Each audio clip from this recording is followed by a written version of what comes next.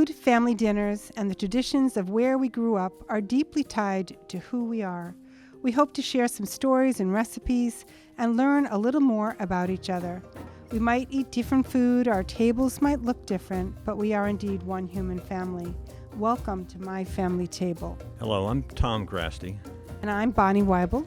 Today we've devoted our program to a food that is the foundation of the cuisine of Ethiopia and Eritrea. The food is Injera, a spongy sourdough flatbread traditionally made from teff flour and water.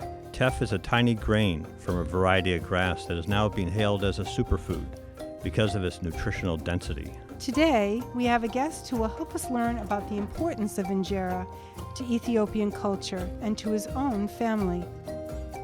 His name is Sisay Sabera, and he's the hospitality director here at the Green Acre High School. Welcome, Sisay. Thank you. Sisay, could you please tell us about yourself, where you grew up and how you came to Maine? Yeah, I was born in Ethiopia, and I grew up in Addis Ababa, the capital city of Ethiopia. Could you tell us about the importance of Injera to Ethiopia? Well, Injera is the most important food that we eat in Ethiopia. It's everyday, day-to-day life. There is Injera, and we eat Injera at least 3 times a day for breakfast, lunch, and dinner, sometimes for snack. So I could say Injera is very important for all of us. And it's like Tom said in the beginning, it's a super grain and full of minerals and protein. Gathering together around food is a powerful experience. What does that look like in your family? Yeah, in my family, it's Injera. I'm talking about my family when I was growing up. You know, I have my own family here in the United States, but I'm talking about in Ethiopia.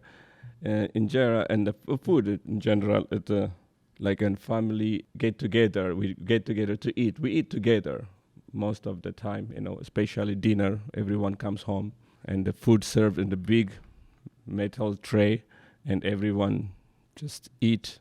And even sometimes, you know, we see my mom and dad feeding each other, that we call it gursha.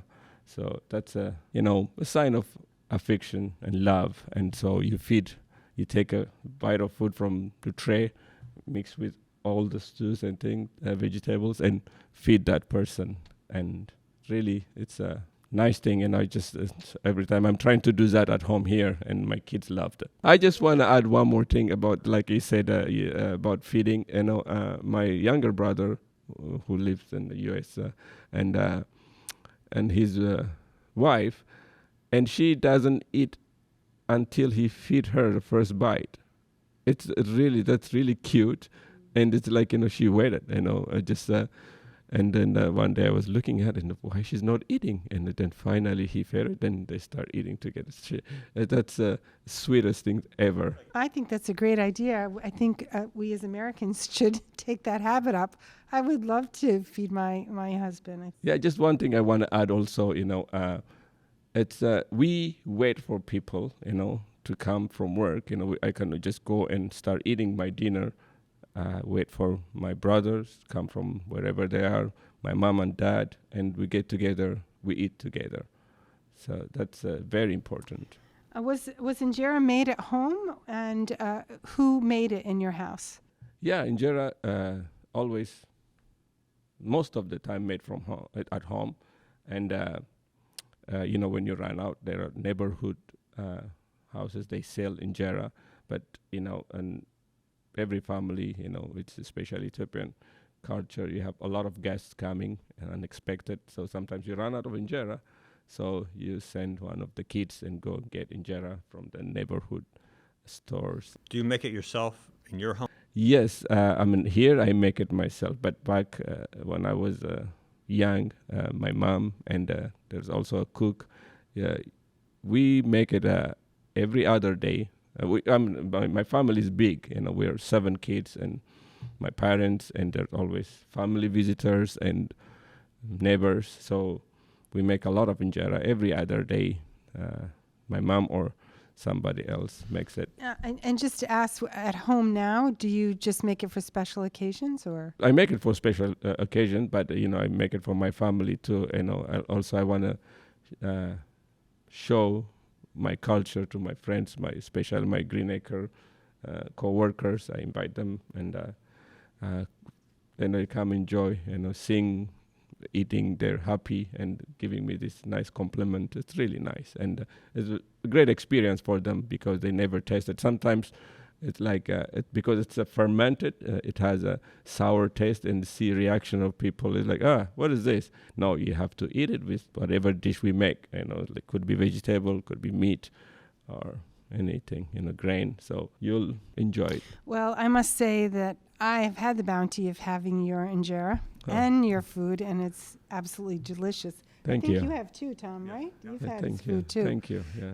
Does your family help you make it, or do you just make it by yourself? The injera part, I want to make it myself. It's just a long process, but the rest of the dish, what we eat it with, my wife is really now she's a specialist about some of the Ethiopian dish that she makes this special cabbage and potato and carrot dish, and I love it. And also she makes this lentil dish. It's very, very, very tasty and really good. Do you hope your children will learn how to make injera? Yes, that's I mean, they by now they're looking at me, they're learning by looking, not just so, but they request so that I can make injera. That's how much they love it.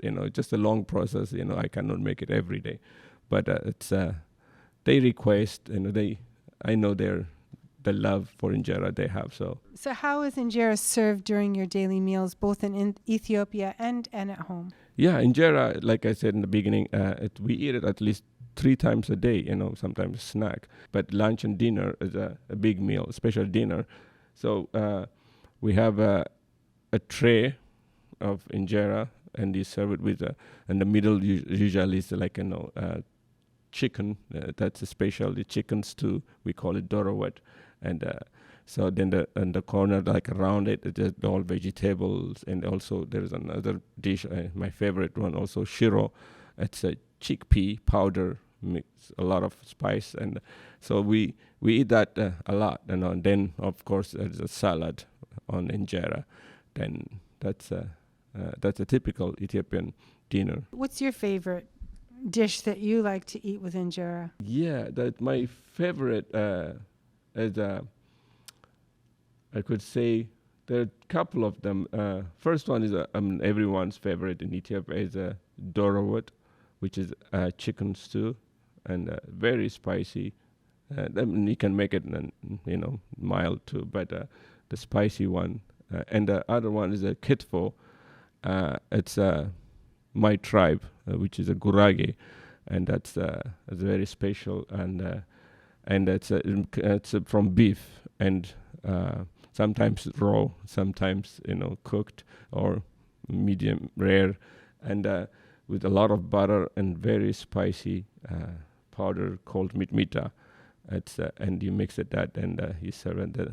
The third one is shiro, and shiro is a chickpea powder, and of course with a lot of onions and ginger, garlic, and then so that could be also spicy and mild. And we use our hand to eat injera. You break the injera and you take a little bit out of each dish, and you add, and you feed yourself, or you feed somebody, in the family.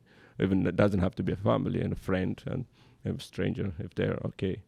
So that's how we eat it. There's a funny incident happened because I know when I was in Israel, I used to take friends to Ethiopia to visit my family, and when I go there and said, "Do you want to come?" So I took 2 friends.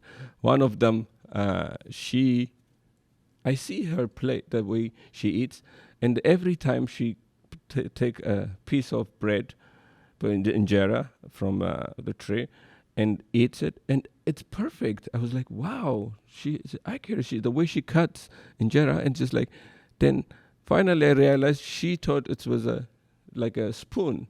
She's not eating the injera. She's only eating whatever the meat or whatever inside.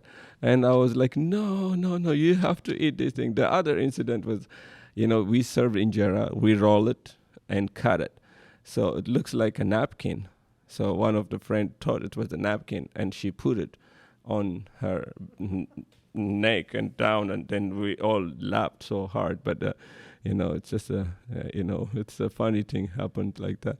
What does it mean to you to have Ethiopian food in your home? It really it makes me very happy to see my kid, even my 4-year-old Gloria, loves injera, and she uses both hands, because she cannot get enough. She just eat one hand at a time, and just she loves, especially my wife Laurel makes this misir and lentil dish, and she loves that, and that's really, really makes me happy. Tom and I just want to thank you again so much for joining us. Thank you. And Thank also you. on our website, which will be where you find this podcast, we'll have some more information and some pictures of actually your family table with this beautiful injera and all the different foods on top of it. We look forward to having another guest soon, and thank you so much.